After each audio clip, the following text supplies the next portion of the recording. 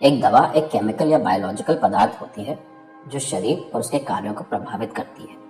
आइए समझते हैं कैसे। एस्पिरिन का उदाहरण लेकर। एस्पिरिन की गोली निगल लेने के बाद वह आपके डाइजेस्टिव सिस्टम में कई चरणों की यात्रा पर जाएगी। चलिए देखते हैं।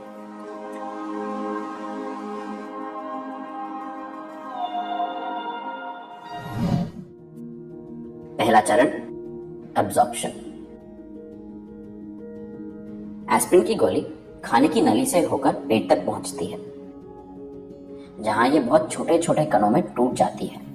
इन कणों का अगला पड़ाव होगा छोटी आंत यानी स्मॉल इंटेस्टाइन।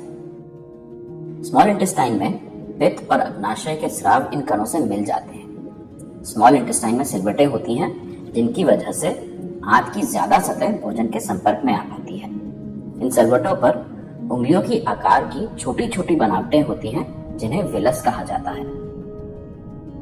हर विलस में ब्लड कैपिलरीज होती हैं। विलस पोषक तत्वों, जिन्हें यहाँ पर हरे रंग में दिखाया गया है, उनको अवशोषित करके इन कैपिलरीज को दे देते हैं। दवा का अवशोषण तब होता है जब वे प्रवेश करती है खून में, जो कि दवा को पूरे शरीर में फैला देता है।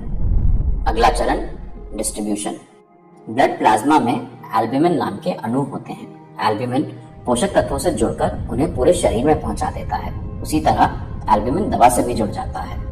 यहाँ आप एस्पिरिन के अणुओं को एल्ब्यूमिन से जुड़ते हुए देख सकते हैं। एस्पिरिन के जो भी अणु एल्ब्यूमिन से जुड़ जाते हैं, उन्हें लिवर फिल्टर करके शरीर से बाहर निकाल देता है। केवल शेष एस्पिरिन अणु ही शरीर में फैलकर अपना काम कर पाते हैं। अगला चरण, मेटाबॉलिज्म। एस्पिरिन की यात्रा का अगला पड़ाव है लिवर। एस्पिरिन युक्त ब्लड लिवर की नीचे वाली नस से लिवर में जाता है और ऊपर वाली नस से बाहर निकल जाता है। लिवर फिल्टर की तरह काम करता है। ये दवाओं को शरीर में फैलने से पहले मेटाबोलाइज कर देता है। एस्पिरिन की बहुत कम मात्रा ही सफर में आगे बढ़ती है और दर्द वाली जगह तक पहुंचती है।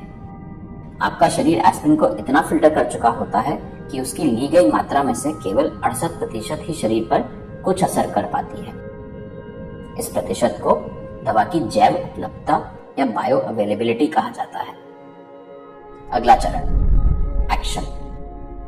अब हम उस जगह पहुंच चुके हैं जहां स्किन के टिश्यू को चोट लगी है। स्किन टिश्यू यहाँ प्रोस्टाग्लैंडिन नाम का एक केमिकल बना रहे हैं, जो सूजन पैदा कर रहा है।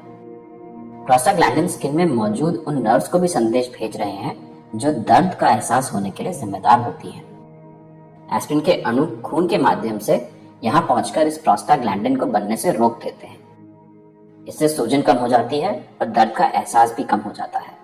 यानी एस्पिरिन ने अपना काम कर दिया। आखिरी चरण, एक्सक्रीशन या दवा का शरीर से बाहर निकलना। खून में बची हुई एस्पिरिन इसी तरह शरीर में घूमती रहती है जब तक कि वह पूरी तरह से इस्तेमाल नहीं हो जाती या शरीर से बाहर नहीं निकाल दी जाती।